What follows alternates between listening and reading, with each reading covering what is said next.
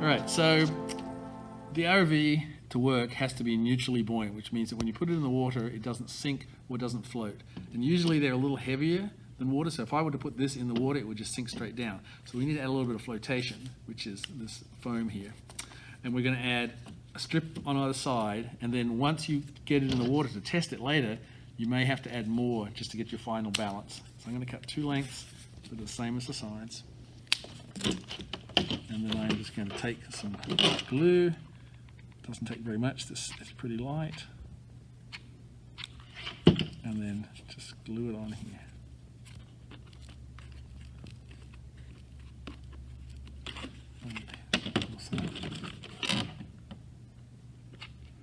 We need a little bit more glue on the ends, just so that the ends don't fray off.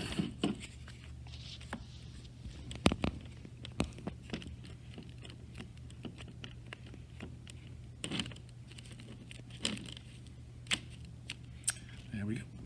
All right, the final step is to add a little bit of fun to our ROV, remotely operated vehicle. And this is a magnet in the plastic coating, and we're going to stick this on the bottom, and this can be used to pick up magnetic bingo chips. It's a fun game. Who can get the most, who can get the right colors.